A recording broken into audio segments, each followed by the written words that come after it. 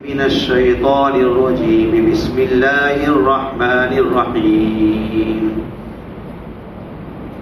وإن كنتم في ريب مما نزلنا على عبدنا فأتوا بسورة من مثله وادعوا شهداءكم من دون الله إن كنتم صادقين فإن لم تفعلوا ولن تفعلوا فاتقوا النار التي وقودها الناس والحجارة أعدت للكافرين. اللہ تبارک و تعالی اللہ کے نبی محمد صلی اللہ علیہ وسلم کے رسالت کے اس بات کے لیے ان دو آیتوں میں فرماتے ہیں، اے مکہ والو، اگر تمہیں شک ہو، اگر تم شک میں ہو اس کلام سے جو کلام ہم نے ہمارے بندے یعنی محمد صلی اللہ علیہ وسلم پر نازل کیا ہے، اس لیے کہ مکہ والے جو قرآن اللہ کے نبی صلی اللہ علیہ وسلم لوگوں کو بتلاتے تھے کہ بھئی اللہ کی طرف سے وحی کے ذریعے سے نازل ہوا ہے، تو وہ لوگ ماننے کے لیے تیار نہیں تھے. تو کیا فرمایا، اگر تم اس کلام کے بارے میں شک میں مبتلا ہو جو کلام ہم نے ہمارے بندے پر نازل کیا ہے، تو تم بھی تو بڑے فصیح و بلیغ ہو، فصاحت اور بلاغت تمہارے اندر بھی موجود ہے، تم اس کے معنی ایک صورت لے آؤ، جیسا کلام ہم نے نازل کیا ہے اس کے معنی ایک صورت اور اس کی جیسے ایک صورت پیش کرو. اور پھر یہ نہیں کہا تم اکیلے، بلکہ دنیا کے تمام لوگوں کو جمع کر کے ایک صورت پیش کرو. کیا فرمایا، وَادْعُوا شُهَدَاءَكُمْ، اور اس میں تم تمہارے مددگاروں کو بھی بلاؤ، جتنے بھی ماہرین ہیں عربی کے اندر جن کو مہارت ہے، ان سب کو اللہ کے علاوہ جتنے بھی تمہارے مددگار ہیں تم سب کو بلاؤ. اگر تم اپنے دعوے کے اندر سچے ہو، اگر تمہارا دعویٰ یہ ہے کہ نبی کا اپنا کلام ہے تو پھر تم بھی تو مثال پیش کرو. پھر آگے دوسری آیت میں اللہ تبارک و تعالیٰ ان کو اور جھنجھوڑا ہے، فَإِن لَّمْ تَفْعَلُوا، اور اگر تم ایسا نہیں کر سکو، اگر تم ایسا نہ کر سکو، اور پھر آگے کیا فرمایا، وَلَن تَفْعَلُوا، اور ہرگز ایسا نہیں کر سکو گے. اگر تم ایسا نہ کر سکو، اور پھر کیا کہا، ہرگز ایسا نہیں کر سکو گے. جب نہیں کر سکتے، جب سب کچھ معلوم ہو گیا کہ بھئی اللہ کا کلام ہے اور اللہ نے نبی صلی اللہ علیہ وسلم کے اوپر یہ کلام اتارا ہے، پھر بھی تم نہیں مانتے، تو پھر تم اپنے لیے جہنم کو تیار رکھو. اس لیے فرمایا فَاتَّقُوا النَّارَ الَّتِي، کہ تم ڈرو اس آگ سے جس کا ایندھن وقودها، جس کا ایندھن کہ جس کے ذریعے سے آگ جلائی جاتی ہے، تو تم ڈرو اس آگ سے کہ جس کا ایندھن لوگ اور پتھر ہوں گے. دنیا کی آگ کو تو لکڑی سے جلایا جاتا ہے، اور آگ کب تک جلے گی؟ جب تک لکڑی باقی رہے گی. لکڑی ختم ہو جائے گی، آگ ختم ہو جائے گی. لیکن جہنم کو جلایا جائے گا انسانوں سے اور پتھروں سے، تو اور زیادہ تیز ہوگی. اور حدیث پاک میں ہے کہ دنیا کی جو آگ ہے اس آگ کے مقابلے میں جہنم کی آگ کی گرمی 70 گنا زیادہ ہے. 70 آگ کی جو گرمی ہے اس گرمی کے مقابلے میں جہنم کی گرمی 70 گنا زیادہ ہے. بالفرض اگر کسی کو جہنم کی آگ میں ایک گوتا لگا دیا جائے اور پھر دنیا میں واپس آئے تو اس کو دنیا کی آگ میں نیند آ جائے، دنیا کی آگ اثر ہی نہ کرے. ایسی خطرناک آگ ہے. جب تم یہ ثابت ہو گیا کہ تم نبی کے سامنے مقابلہ نہیں کر سکتے، تو پھر اب تو تمہارے لیے موقع ہے کہ اللہ سے ڈرو اور اس آگ سے ڈرو جس کا ایندھن لوگ اور پتھر ہوں گے. پتھروں کے ذریعے سے یہاں پر ڈرائے. اور یہ اعدت للکافرین، اور یہ اللہ کا انکار کرنے والوں کے لیے، نبی کی نبوت کا انکار کرنے والوں کے لیے، اسلام کی باتوں کو نہ ماننے والوں کے لیے تیار کی گئی. اعدت للکافرین، یہ ان دو آیتوں میں.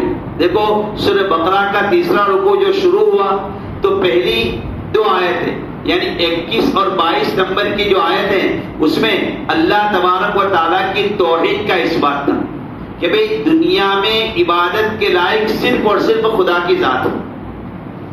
اور پھر اپنے اس بات کے لیے اللہ تبارک و تعالیٰ نے 4 قدرت کی نشانیوں کو پیش کیا تھا کہ 4 چیزیں ایسی ہیں کہ جس کو اللہ کے علاوہ اور کوئی کر نہیں سکتا. اللہ کی ذات کے علاوہ کسی اور کو کرنے کی طاقت نہیں.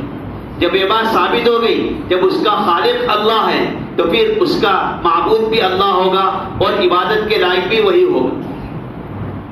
اور اب ان 2 آیتوں کے اندر اللہ کے نبی صلی اللہ علیہ وسلم کی رسالت یعنی آپ کی نبوت کا اس بات ہے کہ دیکھو تم نبی کو مانتے نہیں ہو اور یہ کہتے ہو کہ نبی جو تم ہمارے سامنے کلام پیش کرتا ہے یہ کلام اللہ کا کلام نہیں ہے, یہ کلام لوگوں کا کلام ہے. اور چونکہ ہمارے نبی صلی اللہ علیہ وسلم پڑھے لکھے نہیں تھے جس کو امی کہتے ہیں تو یہ تو نہیں کہیں گے کہ کسی کتاب میں سے پڑھ لیا ہے, بلکہ کیا کہتے تھے اگلے لوگوں کی باتیں سن سن کر ہم کو بیان کرتے. یہ اللہ کا کلام نہیں ہے. تو اللہ تعالیٰ فرماتے کہ بھئی جب یہ اللہ کا کلام نہیں میرا کلام نہیں نبی کا اپنا کلام ہے تو نبی صلی اللہ علیہ وسلم تمہارے درمیان میں 40 سال تک رہے اور تم نے نبی کو دیکھا کہ نہ نبی صلی اللہ علیہ وسلم نے کسی کے پاس کوئی تعلیم حاصل کی, بلکہ نبی صلی اللہ علیہ وسلم کا جو زمانہ گزرا ہے اور جس جگہ پر اللہ کے نبی صلی اللہ علیہ وسلم پیدا ہوئے ہیں وہ جگہ ہے مکہ. مکہ جغرافیائی اعتبار سے ایک بالکل بنجر علاقہ اور آس پاس میں بھی یہاں پر پہاڑ وہ بھی سوکھے پہاڑ, راستے بھی یہاں پر غیر مانوس سیدھے راستے نہیں, اور یہاں پر کچھ شہر تھے اس کے علاوہ کوئی شہر بھی نہیں تھے, دیہات تھے اور دیہات میں سہولت نام کی کوئی چیز نہیں تھی.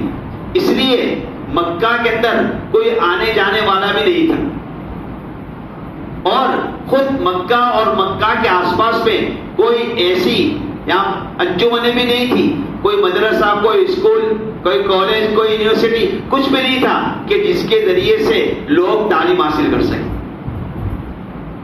یہ پورا نقشہ اس لیے کہ اللہ کے نبی کی جو حالت ہے نبی بننے سے پہلے جو بیان کرتا ہوں. اور ہمارے نبی صلی اللہ علیہ وسلم کی پیدائش تو کیسے ہوئی؟ جب آپ صلی اللہ علیہ وسلم دنیا میں تشریف لائے تو والد کا سایہ سر پر نہیں تھا. آپ کے آنے سے پہلے والد صاحب دنیا سے چلے گئے. دادا عبد المطلب کی پرورش میں رہے وہ بھی ختم ہو گئے. ماں کا سایہ 7 سالوں میں اٹھ گیا اور وہ خاندان بنو عبد المطلب بنو ہاشم خاندان اتنا سخی تھا اور سخاوت میں کہ سب کچھ سخاوت کر دیا تھا. اللہ کے نبی صلی اللہ علیہ وسلم کے ان کے خاندان کے لیے ایسی کوئی چیز بھی نہیں تھی کہ جس کے ذریعے سے اپنے آپ کو پروان چڑھا سکے. مطلب ہم ہماری زبان میں کہیں گے کسب پرسی کے عالم میں تھے. اور اسی حالت میں اللہ کے نبی صلی اللہ علیہ وسلم نے زندگی گزاری. اور مکہ کے اندر اس مکہ والوں کا کام کیا تھا؟ تجارت کرتے تھے. 2 سفر کرتے تھے شام, ایک سال میں ایک یمن کا سفر ہوتا تھا ایک بلکہ شام کا, اور اسی تجارت کے ذریعے سے ان کا گزارا ہوتا تھا. ہمارے نبی صلی اللہ علیہ وسلم کسی جگہ پر سفر کے لیے بھی نہیں گئے تھے, صرف 2 شام کے سفر کیے, وہ بھی چند دن کے بعد واپس آ گئے.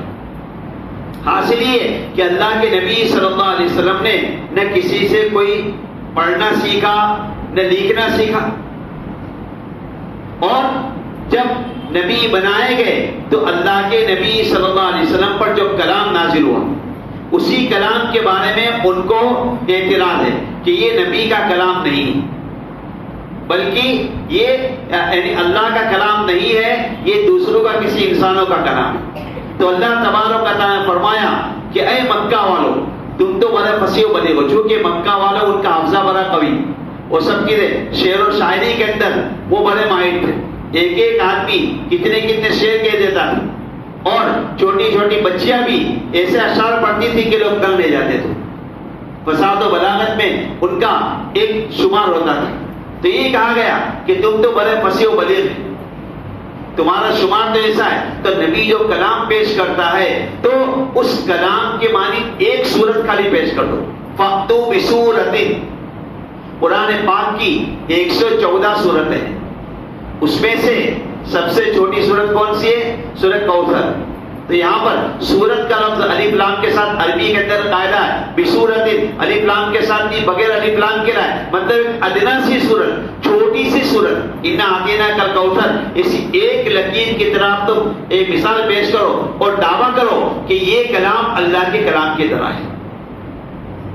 اور پھر یہ نہیں کہا کہ تم اکیلے. کوئی کہہ سکتا تھا بھائی ہم اکیلے تو کیسے کام کر سکتے ہیں؟ تو اللہ تعالیٰ نے فرمایا پوری دنیا والوں کو جمع کر لو اور پوری دنیا کو جمع کر کے تم اس کی مثال پیش کرو، لیکن تم نہیں کر سکو گے تم. اور یہ چیلنج اللہ کے نبی صلی اللہ علیہ وسلم کے لیے کیا تھا اللہ تبارک و تعالیٰ نے. اسی کا نام معجزہ ہے کہ یہ چیز ایسی. اب مکہ والے اللہ کے نبی صلی اللہ علیہ وسلم کی نبوت کو نہ ماننے کے لیے الگ الگ حربے استعمال کرتے تھے، کبھی لالچ دے کر، کبھی دھمکی دے کر، کیا کیا کرتے تھے. اللہ کے نبی صلی اللہ علیہ وسلم کے پاس عتبہ بن ربیعہ ایک مرتبہ آیا تھا اور کہا تھا اگر آپ کو سردار بننا ہے تو ہم آپ کو سردار بنا دیتے ہیں، اگر آپ کو مال چاہیے تو ہم دنیا مکہ کا سب سے مالدار آپ کو بنا دیتے ہیں، اگر آپ کو نکاح کرنا ہے تو مکہ کی حسین و جمیل اور اونچے خاندان والی عورت کے ساتھ آپ کا نکاح کروا دیں. سب حربے استعمال کیے. جب اس میں ناکام ہو گئے دھمکیاں دی، قتل کرنے کی سازش کی اور پوری رات آپ صلی اللہ علیہ وسلم کے گھر پر پہرا دیا کہ جب نکلیں گے ہم ان کو ختم کر دیں گے. پھر بھی وہ لوگ یہاں پر نبی کی نبوت کو ختم نہیں کر سکے. یہ تو اچھا موقع تھا، یہ اچھا موقع تھا کہ نبی صلی اللہ علیہ وسلم جو کلام پیش کرتے اس جیسا کلام پیش کر دو تاکہ دعویٰ کر سکے دیکھو یہ اللہ کا کلام نہیں ہے، یہ تو ان کا اپنا کلام ہے. لیکن وہ لوگ نہیں کر سکتے اور اللہ تعالیٰ فرماتے وَلَن تَفْعَلُوا، تم کر بھی نہیں سکو گے. بھئی اللہ کے کلام کا مقابلہ کون کر سکتا ہے؟ اور پھر یہاں پر یہ بیان کیا کہ یہ حکم صرف نبی صلی اللہ علیہ وسلم کی حیات تک محدود نہیں ہے، رہتی دنیا تک یہ اللہ کا چیلنج ہے کہ آج بھی اگر کوئی ایسا مسئلہ بدیل پیدا ہو جائے تو وہ بھی اگر مثال پیش کرنا چاہے تو مثال پیش کر سکے، لیکن مثال پیش نہیں کر سکے. یہ اب کس کو پتا چلے گا؟ جو عربی جاننے والے ان کو پتا چلے گا کہ یہاں پر قرآن پاک کے اندر وسعت و بلاغت کیسی. علامہ جلال الدین سیوطی رحمت اللہ علیہ انہوں نے ایک عجیب بات بیان کی ہے کہ 2 معجزے اللہ کے نبی صلی اللہ علیہ وسلم کے ایسے ہیں کہ جو رہتی دنیا تک باقی رہے. ان میں سے ایک تو معجزہ قرآن پاک ایسا معجزہ ہے جو رہتی دنیا تک باقی رہا. دوسرے انبیاء کرام جب دنیا میں تشریف لائے تو ان کے ساتھ ان کا معجزہ بھی تھا. حضرت موسیٰ علیہ السلام کے ساتھ لاٹھی تھی، موسیٰ علیہ السلام کا ہاتھ تھا، ہاتھ کو اپنے بغل میں دبا دیتے ہاتھ چمکدار ہو جاتا تھا، لاٹھی کو اگر پھینکتے تھے سانپ بن جاتا تھا، اگر سمندر میں ڈالتے تھے راستہ بن جاتا تھا، پانی پر پتھر پر مارتے پانی پھوٹنے لگتا تھا. لیکن جب موسیٰ علیہ السلام دنیا سے تشریف لے گئے تو ان کا معجزہ بھی ان کے ساتھ ختم ہو گیا. اس طرح جتنے بھی انبیاء کرام ہیں ان کا معجزہ ان کے ساتھ تھا، لیکن جب وہ دنیا سے گئے تو ان کا معجزہ بھی ختم ہو گیا. ہمارے نبی صلی اللہ علیہ وسلم کا معجزہ زندہ و جاوید ایسا معجزہ ہے کہ آپ کے دنیا سے چلے جانے کے بعد بھی یہ باقی رہا. بلکہ معجزہ تو ایسا ہے دنیا میں باقی رہے گا، جنت میں بھی باقی رہے گا. جنت میں جو پڑھنے والے کے لیے، حافظ قرآن کے لیے یہاں پر جو حدیث پاک ہے اقرا وارتق ورتل کما كنت ترتل فی الدنیا فإن منزلك عند آخر آیت تقرأها. اللہ تعالیٰ فرمائیں گے کہ پڑھتا جا اور جنت کی سیڑھیوں کو چڑھتا جا. قرآن پاک کو پڑھتا جا اور جنت کی سیڑھیوں کو چڑھتا جا اور تیری منزل اس آخری آیت پر ہوگی جہاں پر تو پہنچے گا. تو جتنا قرآن زیادہ یاد ہوگا اتنا اوپر کے درجے تک پہنچے گا. تو پھر حفاظ کرام کا کیا حال ہوگا؟ تو یہ جنت میں بھی یہ قرآن پاک پڑھا جائے گا، مجھے بتلانا. تو اس معجزے کے بارے میں اللہ کے نبی صلی اللہ علیہ وسلم کے بارے میں علامہ جلال الدین فرماتے کہ ایک معجزہ تو یہ ہے جو قرآن پاک کا، جو رہتی دنیا تک باقی رہے گا، جو ہماری بات ہے، اور ایک معجزہ اور بھی بتلایا۔ حضرت سعید ابن جبیر، حضرت ابو سعید خدری کی روایت سے نقل کرتے، ایک مرتبہ انہوں نے اللہ کے نبی صلی اللہ علیہ وسلم سے پوچھا کہ اللہ کے نبی، یہ لوگ جمرات کے اندر جو رمی کرتے ہیں اور کنکر مارتے ہیں، اب ظاہر بات ہے کہ ایک حاجی 3 دن تک یہاں پر وہ کنکری مارے گا اور کم سے کم 7 کنکری مارے گا، 3 دن تک مارنی ہوتی ہے۔ اب کتنے حاجی ہوتے ہیں؟ تو اللہ کے نبی صلی اللہ علیہ وسلم سے پوچھا کہ اللہ کے نبی، یہ کنکری جو مارتے ہیں شیطان کو، تو پھر وہ کنکری جاتی کہاں ہے؟ دوسرے سال جب دیکھتے ہیں تو کنکری ہوتی نہیں، اور حکومت کی طرف سے کوئی اٹھانے کا انتظام بھی نہیں ہوتا، کوئی نظم بھی نہیں ہوتا، تو کنکری جاتی کا آپ تصور کر لے کا کہ کتنے حاجی ہوتے۔ اللہ سب کو حاجی بنائے، سب کو حرم شریف، حرمین شریفین کا دیدار نصیب فرمائے اور سب کی تمنائیں پوری فرمائے۔ تو یہاں پر یہ ہے کہ وہاں پر جا کر اتنے حاجی لوگ کنکر ماریں گے تو پھر 1 سال 2 سال 3 سال 4 سال میں تو وہ ڈھیر بن جائے، اور اتنا ڈھیر بن جائے کہ جس پر رمی کرنی وہی نظر نہ آئے، اتنا ڈھیر ہو جانا چاہیے۔ آپ نے دیکھا ہوگا کچروں کے ڈھیر بعض جگہ پر جو ہوتے ہیں کہ کچرے ڈالے جاتے ہیں تو پھر پہاڑ بن جاتے ہیں۔ تو یہ اس طرح رمی کے ذریعے سے، کنکریوں کے ذریعے سے جو مزدلفہ سے لانی ہوتی ہے اور جو پھینکی گئی اس کو بھی استعمال کرنے کی اجازت ہے۔ چلو ایک ہے کہ حاجی لوگ وہاں سے لے آتے ہیں، وہ بھی نہیں، اس کو استعمال کرنے کی بھی اجازت نہیں۔ وہی یہاں پر مزدلفہ سے لا کر کنکری ماری جاتی ہے، تو اللہ کے نبی وہ کنکری کہاں جاتی؟ تو اللہ کے نبی صلی اللہ علیہ وسلم نے فرمایا کہ حاجیوں کی کنکری جو حاجی مارتے ہیں تو جن کا حج قبول ہو جاتا ہے اس کنکری کو فرشتے اٹھا لیتے ہیں، اور جو بد نصیب ہوتے ہیں جن کی حج قبول نہیں ہوتی ان کی کنکری وہی رہتی۔ تو یہ معجزہ اللہ کے نبی صلی اللہ علیہ وسلم سے لے کر آج تک برابر باقی ہے کہ اتنے سارے کنکریاں مارنے کے باوجود کبھی بھی وہاں پر کنکریوں کا ڈھیر نہیں بنا، اور نہ حکومت کی طرف سے باقاعدہ انتظام ہے اس کو نکال کر پھینکا جائے، کچھ بھی انتظام نہیں۔ پھر بھی تو یہ بھی اللہ کے نبی صلی اللہ علیہ وسلم کا معجزہ ہے۔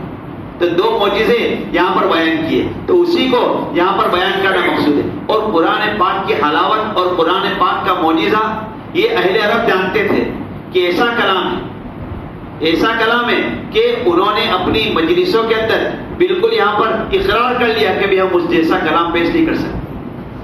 اور اللہ کے نبی صلی اللہ علیہ وسلم جب قرآن پاک کی رات کو تلاوت کرتے تھے تو کفار مکہ اللہ کے نبی صلی اللہ علیہ وسلم کے دشمن چپکے سننے کے لیے جاتے تھے۔ روایتوں میں موجود ہے کہ 3 جو بڑے تھے سردار، اخنس ابن شریق، ابو سفیان اور ابو جہل، یہ 3 بڑے سردار تھے، اس زمانے کے گرو گھنٹال تھے۔ تو وہ تینوں کے بارے میں کہا گیا کہ اللہ کے نبی صلی اللہ علیہ وسلم جب یہاں پر تلاوت کرتے تھے رات کو تو اندھیرے میں چپکے سننے کے لیے جاتے تھے۔ ایک مرتبہ جب اللہ کے نبی صلی اللہ علیہ وسلم تہجد میں قرات کرتے تھے، پڑھتے تھے تہجد میں، جب اللہ کے نبی فارغ ہو گئے تو تینوں اپنے گھر واپس لوٹے، تو راستے میں ملاقات ہو گئی۔ اخنس ابن شریق اور اب کہ تو ارے بادی جانے تو اس کے بغیر چین نہیں پڑتا، کب رات آئے سننے بغیر چین نہیں پڑتا، اس لیے میں آ گئے۔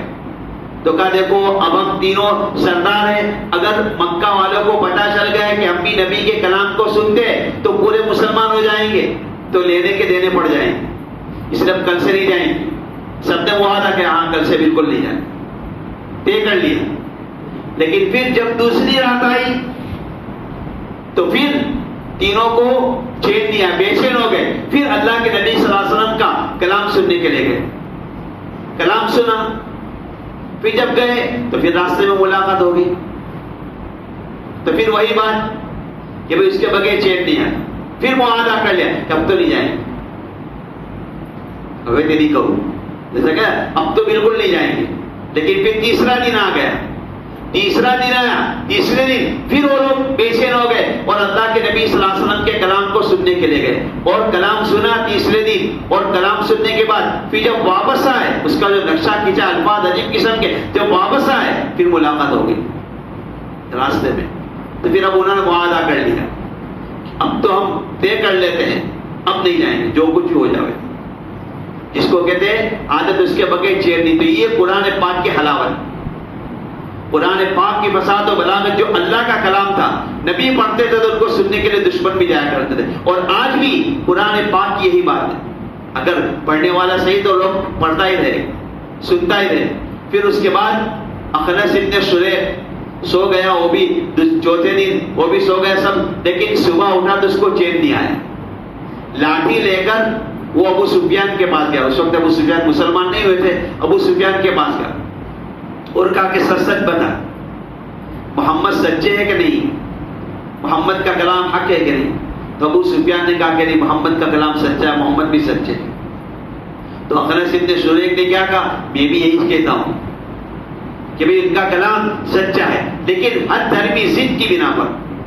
اب اخنس ابن شریح ابو جہل کے پاس گیا اور ابو جہل سے کہا کہ بتا تجھے محمد کے کلام کے بارے میں کیا کہنا ہے؟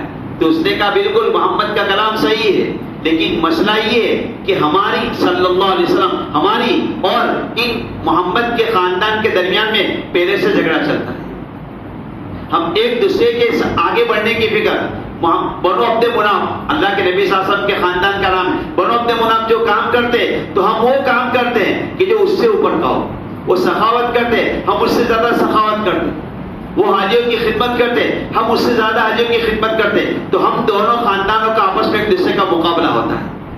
لیکن اب یہ نبوت کی بات آ گئی، نبی بنا دیا گیا، اب ایک ایسا مقام ہے اس کا مقابلہ تو ہم نہیں کر سکتے، اس لیے ضد کی بنا پر میں نہیں مانتا۔ ابو جہل نے کیا کہا، ضد کی بنا پر اب میں نبی کی بات کو اس کو نہیں مانتا، ورنہ پھر ہمارا خاندان نیچا ہو جائے گا۔ وہی ابو جہل جب غزوہ بدر کے موقع پر بھی جب اس کو کسی نے پوچھا تھا کہ اے ابو جہل بتا محمد کو کبھی کہ زندگی بھر جھوٹا میں نے نہیں پایا، لیکن بس وہی خاندانی رقابت کی بنا پر کہ بھئی ہمارے مقابلے میں آئے مجھ کو پسند نہیں، اس بنا پر انہوں نے نہیں مانا۔ تو یہ قرآن پاک کی جو حلاوت و فصاحت و بلاغت ہے اللہ تبارک و تعالیٰ نے جو اس قرآن پاک میں رکھی تھی، اسی لیے فرمایا کہ اگر تم مقابلہ کرنا چاہے تو مقابلہ کر لو، لیکن مقابلہ نہیں کر سکے۔ اگر ان کے بس میں ہوتا تو کچھ بھی کر سکتے تھے، ان کے بس میں ہوتا کچھ بھی، لیکن یہ کر نہیں سکے۔ تو قرآن پاک نے یہی فرمایا کہ اگر جب یہ بات ثابت ہو جاتی ہے کہ اللہ کا کلام ہے اور اللہ کے کلام کے ساتھ ساتھ یہ نبی بھی ہے، وحی کے ذریعے سے اللہ کا کلام نازل ہوتا ہے، اور اس کی وجہ بھی ہے کہ قرآن پاک میں اللہ کے نبی صلی اللہ علیہ وسلم نے بہت ساری ایسی باتیں بیان کی جو دنیا میں ہو چکی تھی اور کسی کتاب میں موجود بھی نہیں تھی۔ اگلے قوموں کا حال بیان کیا قرآن پاک نے، قوم عاد کا حال بیان کیا، قوم سمود کا سب کا حال بیان کیا۔ یہ خود دلیل اس بات کی تھی کہ اللہ تبارک و تعالیٰ نے ہم کو بیان کیا، نبی نے اپنی طرف سے بیان نہیں کیا۔ اور اسی طرح قیامت تک آنے والی جتنی چیزیں آئے گی ان سب کا بھی اللہ کے نبی صلی اللہ علیہ وسلم نے حال بیان کیا۔ دجال آئے گا، یاجوج ماجوج آئیں گے، یہ ہوگا، سب پورا قیامت تک کے حال کو بیان کیا۔ ظاہر بات ہے کہ یہ سب چیزیں جب تک اللہ نہ بدلائے تب تک کیسے ہو سکتا ہے۔ تو جن لوگوں نے مانا وہ کامیاب ہو گئے، اور آج بھی قرآن پاک کا معجزہ موجود ہے کہ جو قرآن پاک کا انکار کرتے ہیں، قرآن پاک کا جو انکار کرتے ہیں اور اسی انکار کے چلتے وہ قرآن پاک پہ کوئی اعتراض کرنے کے لیے، کوئی نقص نکالنے کے لیے، کمی نکالنے کے لیے قرآن پاک کا مطالعہ کرتے، تو مطالعہ کرتے کرتے قرآن پاک کی حقانیت کے اوپر یقین کر لیتے اور ان کو ایمان کی توفیق ہو جاتی۔ ایسے بہت سارے۔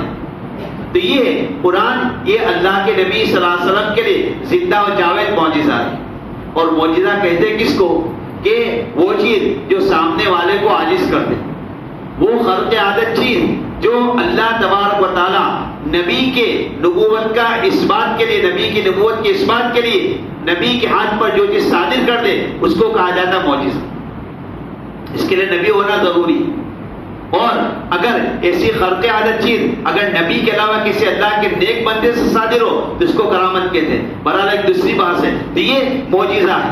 قرآن پاک ایک زندہ و جاوید معجزہ ہے جو اللہ تبارک و تعالیٰ نے ہمارے نبی صلی اللہ علیہ وسلم کے پاس اتارا، اور اسی کو مکہ والے نے نہیں مانا تو ان 2 صورتوں کے اندر بیان کر دیا، اور ایک ایسا 2 ٹوک جملہ کہہ دیا کہ اگر تم اپنے دعوے میں سچے ہو تو خالی ایک صورت پیش کرو، ایک صورت، 3 آیت، بلکہ 3 آیت تو زیادہ ہے، ایک آیت، ایک ٹکڑا اس جیسا لاؤ.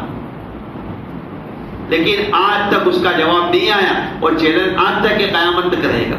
اللہ تبارک و تعالی ہمیں یہاں پر قرآن پاک کی عظمت اور قرآن پاک کی حقانیت ہمارے دل میں اتارے. اور دیکھو آخر میں جو بیان کیا ہے کہ قرآن پاک کو نہیں مانو گے تو پھر نتیجہ کیا نکلے گا؟ آگ میں جاؤ گے. لہذا اس آگ سے ڈرو، اور ایسی آگ کہ جس کو جلایا جائے گا انسانوں سے، جس کو جلایا جائے گا پتھروں سے، ایسی آگ سے ڈرو. اللہ تعالیٰ ہمیں جہنم سے بچائے. اور ایسے بھی اشرا مغفرت کا اشرا ہے، رحمت کا اشرا تو ختم ہو گیا. جو کچھ اللہ تعالیٰ ہم سے جو کچھ ہوتا ہے معاف فرمائے، اور اس مغفرت کے اشرے میں ہم اللہ تعالیٰ سے یہی امید رکھے اللہ تعالیٰ ہماری مغفرت فرمائے اور جہنم